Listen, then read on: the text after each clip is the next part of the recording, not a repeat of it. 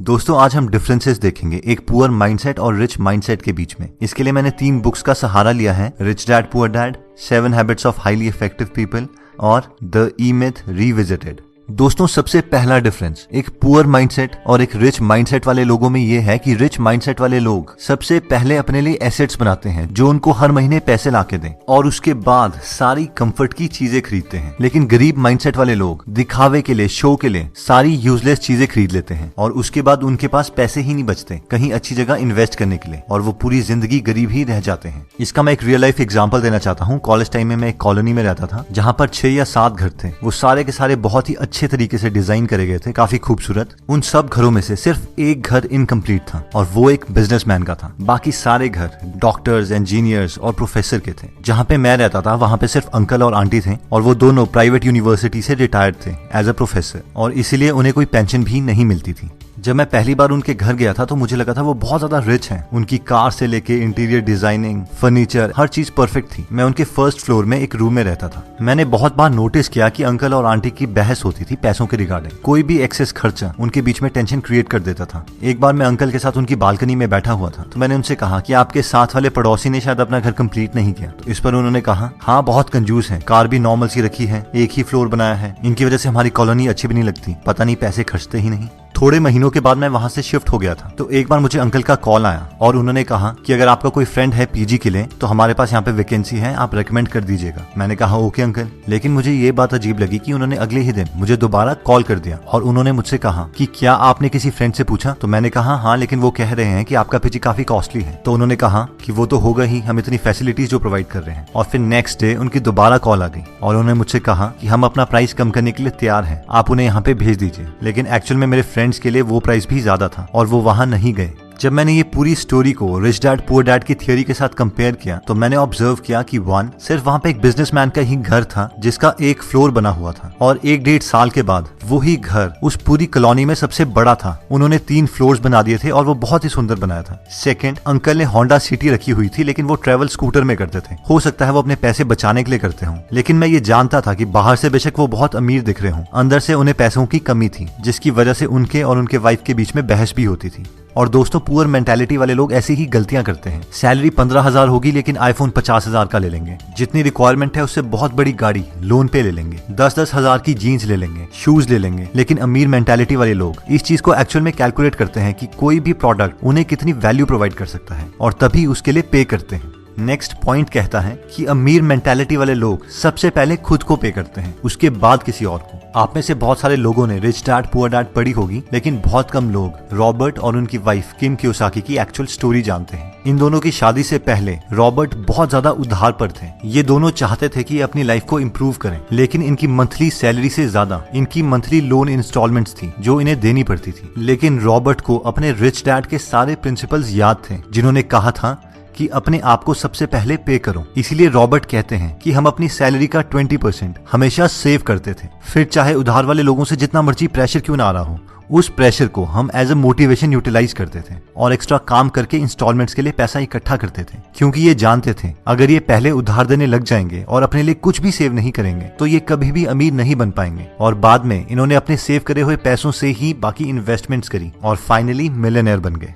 दोस्तों हम में से मैक्सिमम लोग ये गलती करते हैं। हम सोचते हैं कि हम पहले सारा अपना उधार चुकाएंगे और उसके बाद में सेविंग स्टार्ट करेंगे, या फिर हमारी सैलरी का जितना पोर्शन बचेगा हम उसके बाद सेविंग करेंगे। लेकिन ये सीक्वेंस बहुत मैटर करता है। इवन वॉरेन बफेट बोलते हैं कि पहले पैसे सेव करो और उसके बाद बाकी सारे खर्चे करो। आप मान के चलो कि आपकी सैलरी ही कम है और अपनी सैलरी का मिनिमम 20% हमेशा सेव करो। अब ऑब्वियसली सिर्फ सेविंग आपको अमीर नहीं बनाएगी, उसके बाद आपको उन पैसों को इन्वेस्ट भी करना पड़ेगा लॉजिकली, लेकिन ये फर्स्ट और नेसेसरी स्टेप है अमीरी की तरफ। नेक्स्ट पॉइंट कहता है कि अमीर मेंटालिटी वाले लोग अपने स्किल्स को पूरी जिंदगी भर इंप्रूव करते रहते हैं। इसी प्रिंसिपल को 7 habits of highly effective people book में शार्पन द सॉ के नाम से बताया गया है। क्या आपने कभी ये नोटिस किया है कि बहुत कॉस्टली प्रोडक्ट्स की एडवर्टाइजमेंट कभी भी टीवी में नहीं दिखाई जाती? कभी भी फरारी वाले आपको टीवी में एडवर्टाइज करके ये नहीं बोलेंगे कि आप उनसे फरारी खरीद लो। ना ही कोई हेलीकॉप्टर की कंपनी या प्राइवेट जेट की कंपनी आपको अपना प्रोडक्ट दिखाने के लिए पैसे खर्च करेगी। लेकिन अब सवाल आता है कि ऐसा क्यों है? मैक्सिमम पॉपुलेशन तो टीवी ही देखती है। ऐसा इसलिए है क्योंकि ये लोग जानते हैं कि जो लोग इन प्रोडक्ट्स को एक्चुअल में खरीद सकते हैं वो अपना टाइम टेलीविजन में वेस्ट नहीं करते। ज्यादातर मिडिल क्लास मेंटालिटी वाले लोग graduation, post graduation, PhD, post doc कर चुके हैं, इसलिए वो सोचते हैं कि वो रेस्ट डिजर्व करते हैं और उन्हें कुछ नया सीखने की जरूरत नहीं है, और वो आराम से जॉब के बाद घर में आते हैं और टीवी देख के अपने को रिलैक्स करते हैं, क्योंकि वो सोचते हैं वो इस चीज को डिजर्व करते हैं। वैसे ही कहीं मिडिल क्लास बिजनेसमैन घर में आके आराम से सीरियल्स देखते हैं। नई चीजें सीखना उनके दिमाग में प्रेशर क्रिएट करता है। लेकिन रिच मेंटालिटी वाले लोग ये जानते हैं कि उन्हें अपनी स्किल्स पूरी जिंदगी भर इंप्रूव करते रहनी है। नई चीजें सीखना उनका पैशन है, ये चीज ही उन्हें रिलैक्स करती है। अगर हम बिल गेट्स का एग्जांपल लें तो वो माइक्रोसॉफ्ट से रिटायरमेंट ले चुके हैं, वो एक बिलियनर है, उन्हें कुछ करने की जरूरत नहीं है, लेकिन फिर भी वो हर वक्त कोई ना कोई बुक पढ़ते हैं और अपनी सारी बुक्स के नोट्स अपनी वेबसाइट gatesnotes.com में डालते हैं। ये एक रिच मेंटालिटी का परफेक्ट एग्जाम्पल है, क्योंकि रिटायरमेंट के बावजूद बिल गेट्स अपनी वाइफ मेलिंडा के साथ एक फाउंडेशन चलाते हैं, जिससे वो पूरी दुनिया की हेल्थ से रिलेटेड प्रॉब्लम्स में कंट्रीब्यूट कर रहे हैं। हम में से बहुत कम लोग जानते हैं, लेकिन इंडिया के हेल्थ प्रोग्राम्स में इनकी फाउंडेशन ने बहुत ज्यादा कंट्रीब्यूशन किया है। दोस्तों, नेक्स्ट पॉइंट कहता है कि आउटसोर्स। मैक्सिमम लोगों की जब जॉब लगती है तो उनकी ये मेंटालिटी होती है, भाई अब तो अपनी लाइफ सेट है, जिसका इनडायरेक्टली मतलब होता है कि मैं अब ग्रो नहीं करना चाहता, मैं इसी जॉब में रहूंगा। अब क्योंकि हम उसी जॉब में रहेंगे तो हमारी सैलरी सिर्फ इंक्रीमेंट और प्रमोशन से ही बहुत प्रिडिक्टेबल मैनर में ग्रो करेगी, जिसका मतलब ये है कि अब हम स्कार्सिटी माइंडसेट में आ जाएंगे, यानी पैसे बचाने के माइंडसेट में। हम हर चीज से पैसा बचाने की कोशिश करेंगे। बिजली का बिल कैसे बचाएं, खाने में पैसे कैसे बचाएं, पानी का बिल कैसे बचाएं, और बस पूरी जिंदगी इसी स्किल को इम्प्रूव करते रहेंगे। लेकिन अमीर माइंडसेट वाले लोग ये जानते हैं कि उनके पास 24 ही घंटे हैं और एक लिमिटेड विल पावर है, और अगर उन्हें ग्रो करना है तो उन्हें और लोगों की हेल्प लेनी पड़ेगी। इसीलिए वो अपने मैक्सिमम काम, जैसे कि खाना बनाना, कपड़े धोना, ड्राइव करना, इवन की ऑफिस के टेक्निकल काम, वो आउटसोर्स कर देते हैं और सिर्फ उन स्किल्स पे काम करते हैं जो बहुत रेयर और वैल्यूएबल हैं, ताकि वो और ज्यादा ग्रो कर पाए। इसके दो फायदे हैं, एक तो वो अपनी कंट्री की इकोनॉमी में बहुत कंट्रीब्यूट करते हैं, दूसरा इस प्रोसेस में बहुत सारे लोगों को जॉब दे देते हैं। लेकिन एक पुअर मेंटालिटी वाले लोग इन लोगों को देख के बहुत चिढ़ते हैं, यार ये तो बहुत स्टाइल मारते हैं, बिना नौकरों के तो ये काम नहीं करते। लेकिन रिच मेंटालिटी वाले लोगों के दिमाग में कुछ और ही चल रहा होता है। उनका मेन मकसद स्टाइल मारना नहीं, बल्कि अपने टाइम को बचाना होता है, जिसे गलत इंटरप्रेट किया जाता है। अब दोस्तों, इसका मतलब ये भी नहीं है कि आप सारे काम को आउटसोर्स कर दो और बाद में घर में बैठ के दोबारा से टीवी ही देखो। इसका मतलब सिर्फ ये है कि अगर आप ग्रो कर रहे हो और अगर आपको और लोगों की हेल्प चाहिए तो आप अपनी ग्रोथ को रोकोगे नहीं और हिचकिचाओगे नहीं, और इसीलिए कामों को आउटसोर्स कर दोगे। दोस्तों, नेक्स्ट पॉइंट कहता है कि think win win. Human psychology को समझने के लिए रिसर्चर्स ने एक एक्सपेरिमेंट किया। उन्होंने दो लोग जो एक दूसरे को नहीं जानते थे, उन्हें एक कमरे में बिठाया और टेबल पर $100 रख दिए।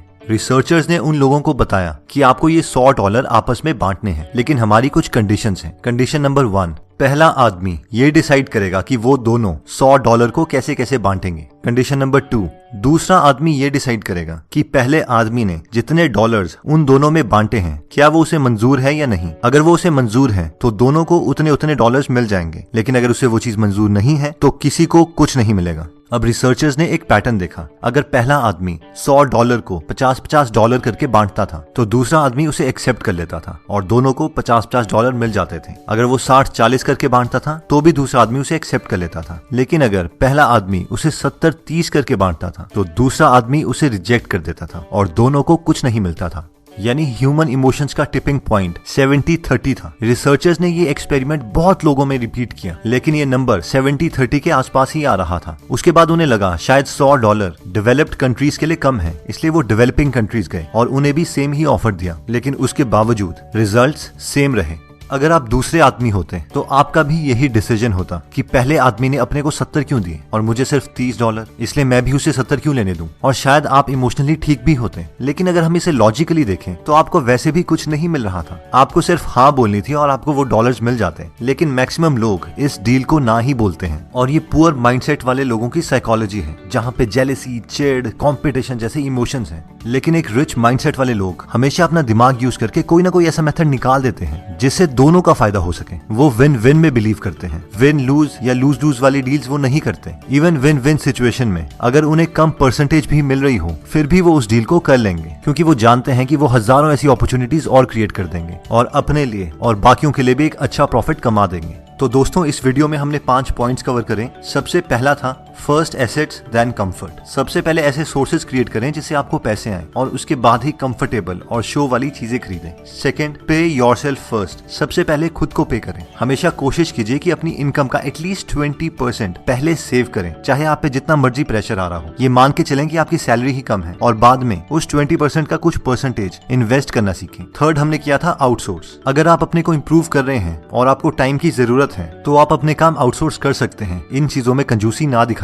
फोर्थ, कंटिन्यूसली अपने स्किल्स इंप्रूव करते रहें, नया नया मटेरियल्स पढ़ते रहें। दोस्तों अगर आप फ्री में बुक समरीज पढ़ना चाहते हैं तो हमने गीगल ऐप बनाई है। वो ऐप आप डिस्क्रिप्शन में दिए हुए लिंक पे जाके डाउनलोड कर सकते हैं। और फाइनली आता है थिंक विन विन। ये मत सोचो कि दूसरे को मेरे से ज्यादा मिल गया, आप ये सोचो कि आपको पहले कुछ नहीं मिल रहा था, उसके कंपैरेटिवली अभी आपको कुछ मिल रहा है। और अगर आप टैलेंटेड हो तो आप ऐसी सिचुएशंस बहुत क्रिएट कर दोगे। लाइफ में जल्दी आगे बढ़ना सीखो, क्योंकि हमारी लाइफ इतनी बड़ी नहीं है और हम इस धरती पर हमेशा के लिए नहीं है। दोस्तों कमेंट सेक्शन में आप बता सकते हैं कि आप नेक्स्ट वीडियो किस टॉपिक पर चाहते हैं, ताकि हमें भी फीडबैक मिले और उसी टॉपिक्स को हम कवर करें। इस चैनल को जरूर सब्सक्राइब कर लीजिए और बेल का बटन दबा दीजिए ताकि आप ऐसी नॉलेजेबल वीडियोस कभी मिस ना करें। और इस वीडियो को लाइक जरूर कीजिएगा ताकि हमारा कॉन्फिडेंस बढ़े।